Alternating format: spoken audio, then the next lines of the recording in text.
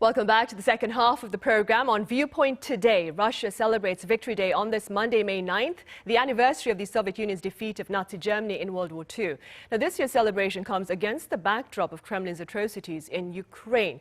Accordingly, we delve into their broader implications on global order and economy. For more, I have Professor Song Soo-young from Chung-Ang University. Professor Song, welcome back. Yeah, good afternoon.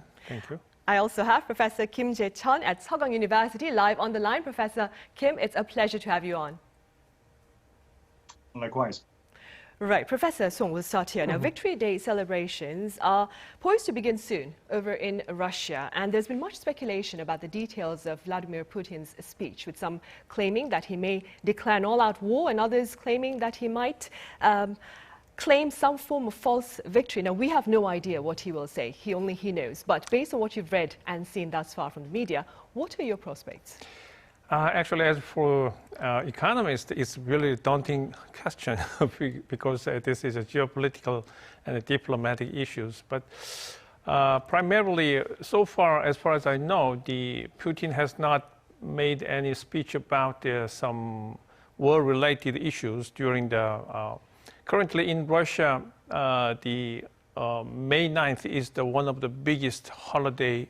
Rather than holiday celebration for the victory against the Nazi and in the World War II. So, as is seen on the screen, that there is a huge parade has been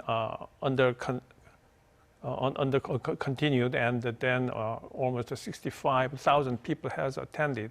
So this is just to make people feel proud and ease, even though the country is engaged in the war against Ukraine, but actually the workplace is not in Russia. That is very important for the Putin to sustain and this kind of war against Ukraine. Right. And Professor Kim, what do you believe are the chances of Mr. Putin formally declaring war against Ukraine? And what would be the implications of this frightening declaration on the home front, on Ukraine, and on Western countries supporting Ukraine?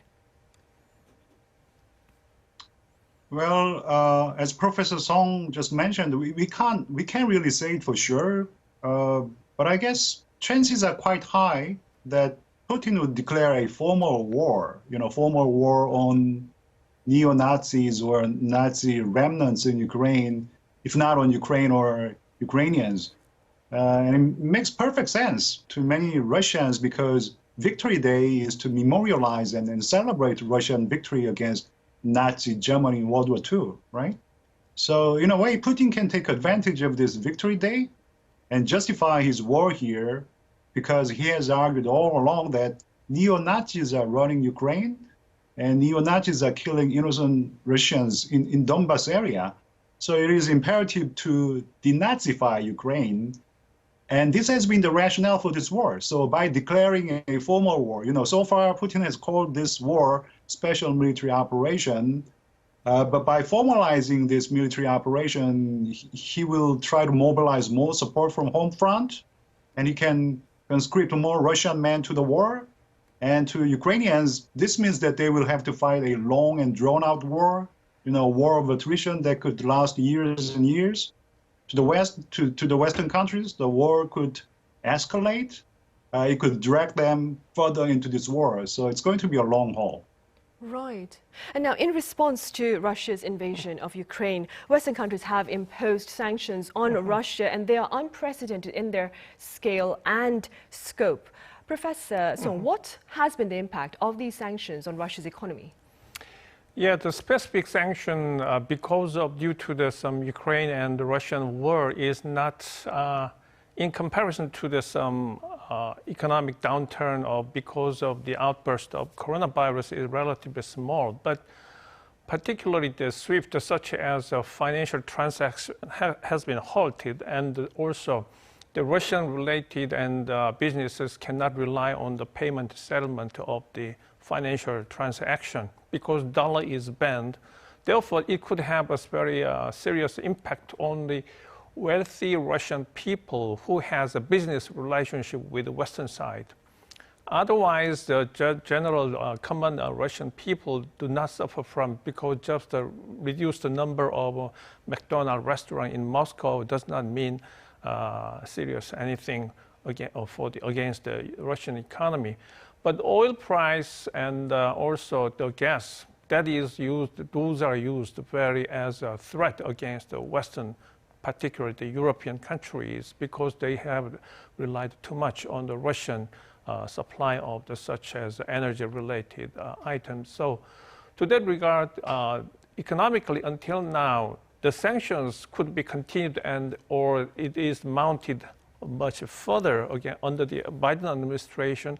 That is most likely because Biden administration, because they have like to continue this war until the November, which is some midterm election for the U.S.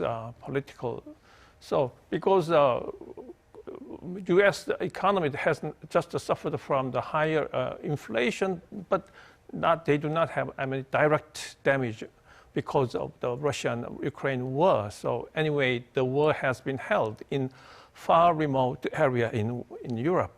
And actually, the same is true to Korea and some other economies. So I think this is very similar to the situation of the Korean War in 1950s. There is a hot war in the first year, then it has been sustained and dragged down until the armistice in the 1953, 2 more years. But we have to wait and see whether it will be similar to Korean War or otherwise. Right. Meanwhile, back on sanctions, Professor Kim, back in 2014, South Korea did not impose sanctions on Russia in response to its aggression in Crimea. But this time around, the country has joined its Western allies in taking punitive measures. How do you explain this shift in foreign policy? Well, in 2014, when Russia took over Crimea, Russia didn't really use war. They didn't really invade Ukraine and kill thousands of innocent civilians as they are doing right now. Back then there was a referendum, as a matter of fact, and the referendum in Crimea was in support of secession. Sure, the referendum was illegal. It was willfully imposed by Putin.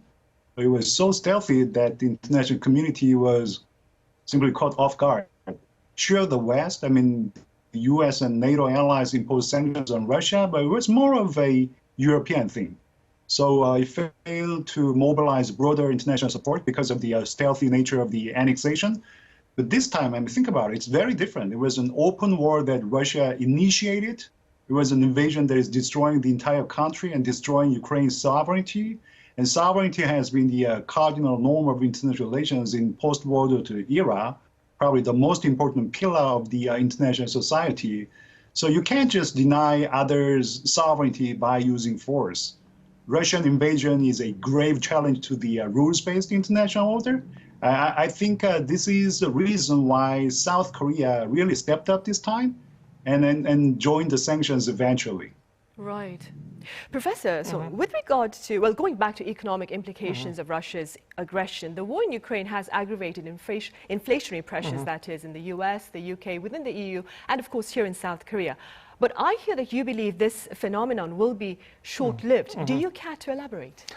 Yeah, actually, I'm still in the transitory team. The inflation pressure will be short-lived. But actually, the Russia and the Ukraine war has extended and deepened the length of the inflation further.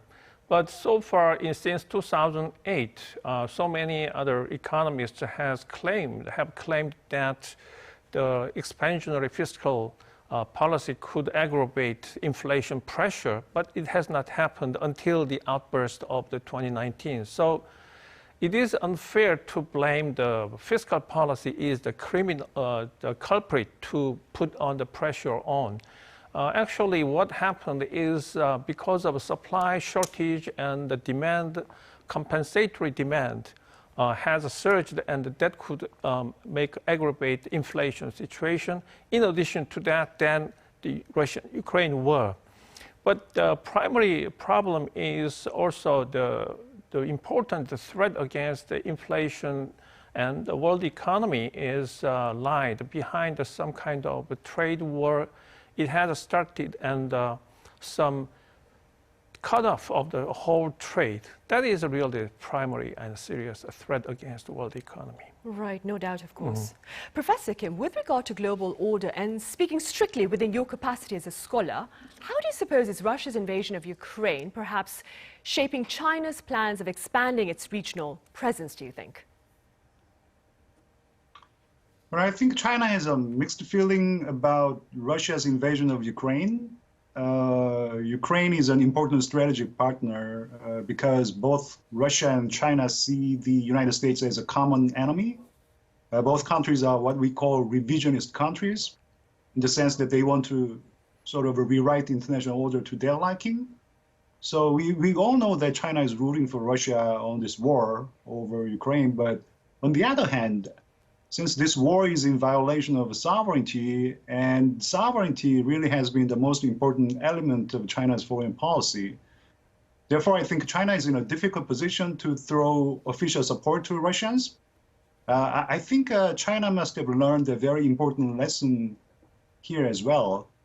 The lesson that it's very difficult to conquer and annex even a small country. Sure, China claims that Taiwan is not a sovereign state. It's just a one province of China.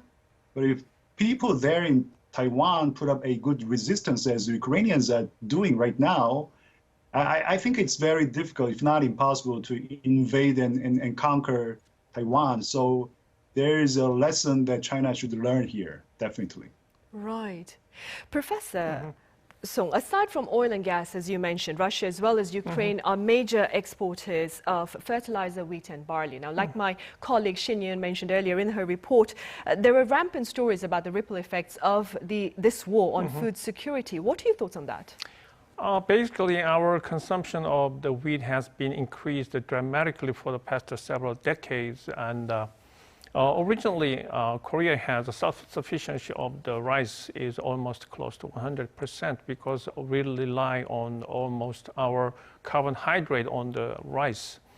So it has been changed, but right now the sufficiency percentage is 1%, and it has the aim is to increase the 10%. But rather than to increase the self-sufficiency of wheat, or that is one way to overcome some security problem of the food. And also we have to develop some other rice-related products. Currently, I heard that the young generation has become fond of the rice-related foods. So increase the rice consumption, and also we have to secure the supply of the rice from Southeast Asia. And also China is very important, the source of the import. But as long as the US-China trade war, and so China is also, we have experienced some shortage of the aqueous urea solution in the 2 years ago. So that is because China is concerned about the export of the fertilizer. Then in order to secure the fertilizer, what is very important is keep the urea, because that is quite related with each other. So to that regard, I think otherwise we have to rely too much on some US or Canadian wheat, because US and Canada is a very agricultural exporter, actually in competition with Russia and Ukraine before the Russian-Ukraine war. So to that regard, our economy, food security currently is not much a threat, but it is possible. So thinking of we have to be prepared for that. In the case of a prolonged warfare in Ukraine, of course. All right, Professor Song, as always, thank you very much for your thoughts. And Professor Kim, thank you very much for your time and your thoughts as well.